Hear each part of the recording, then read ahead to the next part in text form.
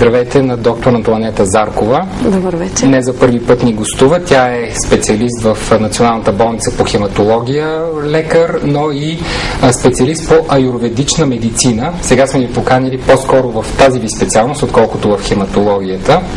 Доктор Заркова, идва пролетта, много хора почват да се чувстват уморени и изтощени, най-вероятно е пролетна умора.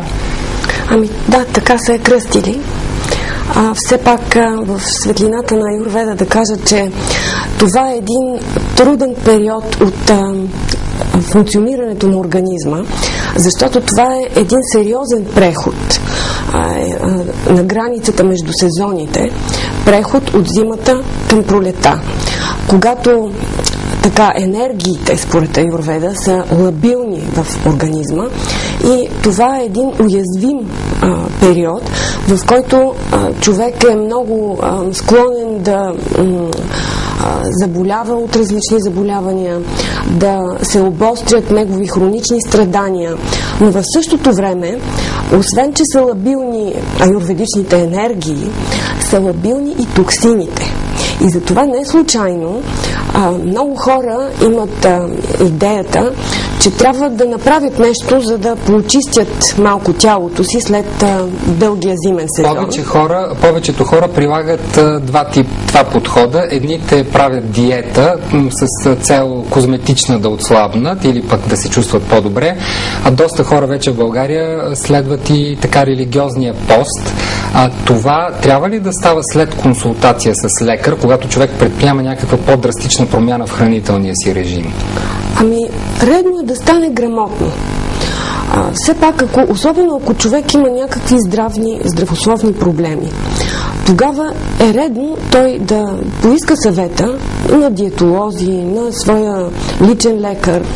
Добре, за да не се стига до драстични диети или драстични методи за пречистване, какво може да предложи аюрведа? Какви са методите в аюрведа, за да организма да се чувства добре на прага на пролета и през лятото? В този именно сезон аюрведа съветва да се махнат токсинообразуващите храни. И те са известни, кои са най-силно токсинообразуващи. Това са месото, яйцата и млечните произведения. Силно белтъчните храни. Да.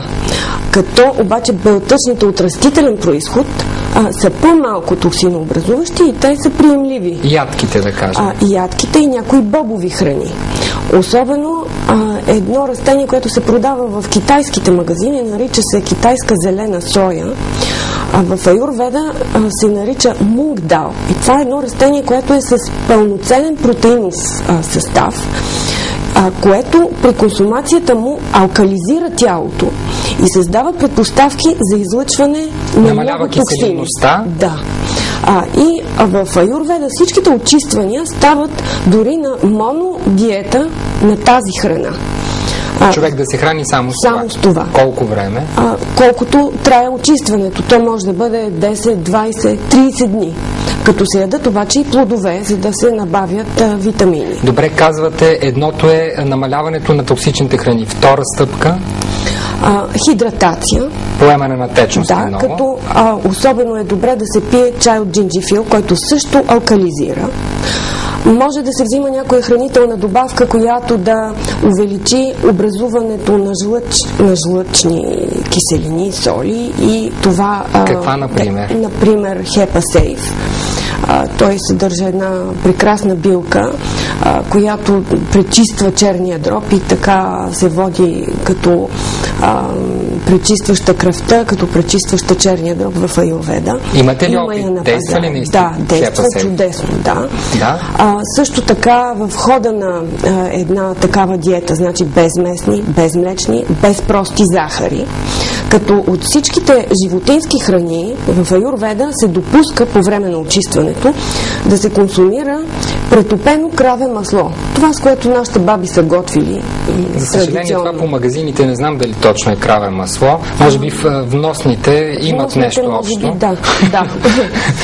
Но казахте за прости захари, това значи захар от захарницата, така ли? Меда? Какво е? Меда е дори много полезна храна в не големи количества. качества.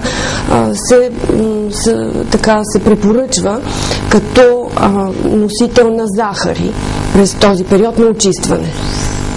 Така, това са стъпките, т.е. да изключим храните, които са токсинообразуващи, да вкараме храни, които са полезни. Вие споменахте някаква специфична, бихте ли повторили? Китайска зелена соя. Китайска зелена соя, тя се вари, предполагам. Тя се кисне от предната вечер, излива се водата, като боб се вари. Да се приема Хепа-Сейф, което е препарат антиоксидант. Да. Също така за стимулиране на храносмилането, изгаряне на токсините, е добре да се включи и един продукт, който съдържа доста подправки и също така билки, стимулиращи храносмилането. Това е Комфортекса. Говорили сме и друг път за него. В него една билка асафетида, която е така на границата между подправките и билките, която доста активизира способността на гастроинтестиналния тракт да храносмила.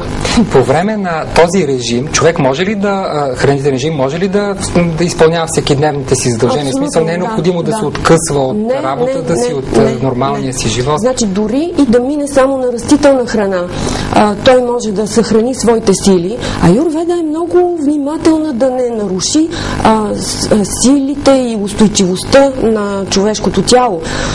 Но тя допуска и абсолютно растителна диета с цел детоксикация. А вие изготвяте ли на вашите пациенти, които се обръщат към вас като аюрведичен специалист, индивидуална диета според конкретното им състояние, заболяване или... Да, абсолютно, да. В аюрведа се взима под внимание конституцията на съответния пациент, неговото моментно състояние, сезона, неговата физическа издържливост, неговата психическа устойчивост. Всичко се взима под внимание. Възрастта му, правил ли е това до сега, не е ли правил, тези храни влизат ли в неговите обичайни хранителни навици. С всичко се съобразява.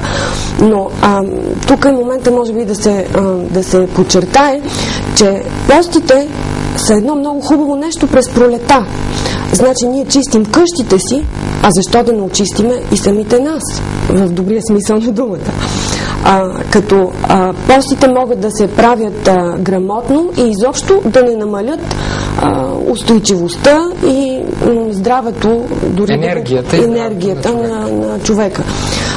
Важно е да сме внимателни, да консумираме и протеини, и мазнини, растителни, висококачествени, студено пресовани, също така захари под формата на мед от простите захари, също така доста подправки, храната да е сготвена, не да се вманячаваме да ядем сурова храна. Цитрусовите плодове, какво е отношението на аюрведа към тях? Много малко, като така източник на някои витамини, но те иначе са доста кисели, повечето от тях. И затова аюрведа много не се прехласва по тях. Тоест киселинните храни не са препоръчителни. Които имат кисел вкус или образуват вторична киселинност в организма. По-скоро ябълките, нашите ябълки са си много хубави за тази цел. И с въпросните два продукта, с достатъчно течности през деня и разбира се, дневният режим трябва да бъде съобразен с това, че все пак минаваме през един преход в сезоните. Едно трудно време за нашето тяло. Освен това, ние го поставяме пред изискванията на една рестриктивна диета. Това означава, че ние трябва да се наспиваме, да си лягаме на време, да ставаме на време, да нямаме много стрес точно в този период, когато правим тези очиствания, да не поемаме твърде много ангажименти, които стреса също подкиселява средата. И това обезмисля цялото нещо, защото ние правим алкализиращи диети, а от стреса толкова си подкиселяваме средата, че пак нищо не става. Да. Също така и другата крайност, обездвижването също подкиселява средата. Така че трябва едно доста умерено, така хармонично поведение през този период. Много ви благодаря. Доктор Антоанета Заркова,